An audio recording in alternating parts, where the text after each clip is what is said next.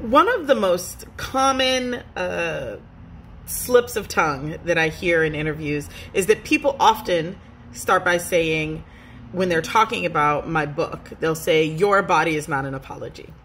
And I always laugh about it makes me chuckle. And I think that it makes me chuckle because what I experience inside of that are people immediately hearing the message directed towards them, right? Like they are personalizing it. That when this idea of no longer apologizing for our bodies arrives to folks, it arrives as an individual message about our relationship to our own bodies.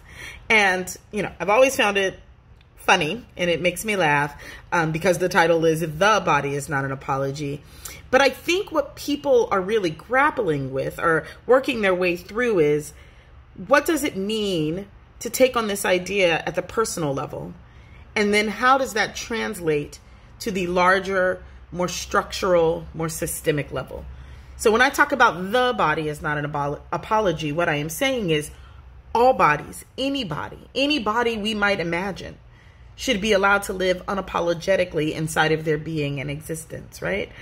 And in order to get to that world where all beings, no matter their bodies, are allowed to live unapologetically in their beings and in the fullness of their existence, we must first grapple with what are the ways in which we on a daily are still apologizing for our own bodies. And how do we dismantle that work? Because the bridge between your body is not an apology and the body is not an apology is the work of building internally that which we desire to see built externally and in the world. And that to me is also the key piece about the connection between our individual work and our systemic and social work. The work is to see the systems of oppression, of homophobia and transphobia and fat phobia and ageism and ableism and white supremacy, to see those systems as manifestations of our individual investments in them. Because if we were not individually invested in them, they would not be able to withstand our lack of activity, right?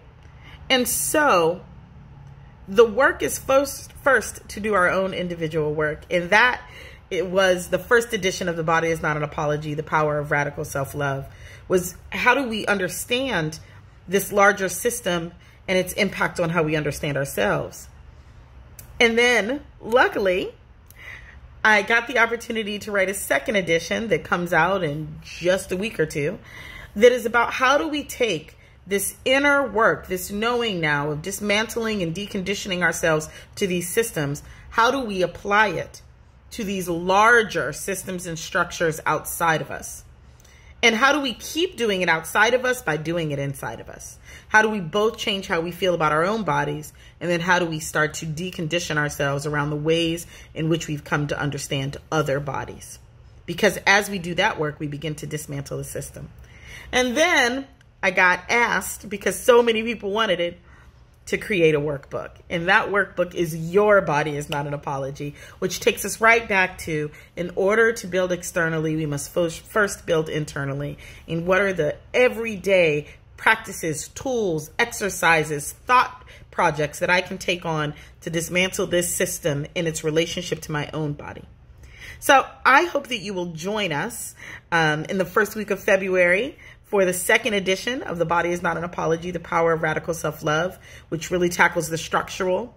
I hope that you will pick up Your Body is Not an Apology, the workbook, and begin this interpersonal work. And I hope you'll join me for a myriad of activities, including the one that you're looking at. There should be a link down somewhere, up there or down there, really promoting some of this work in collaboration with Barrett Kohler Publishers, who have been so gracious to publish The Body is Not an Apology, The Power of Radical Self-Love. I'm so excited to spend this time with you, deepening our journey of radical self-love in here and out in the world.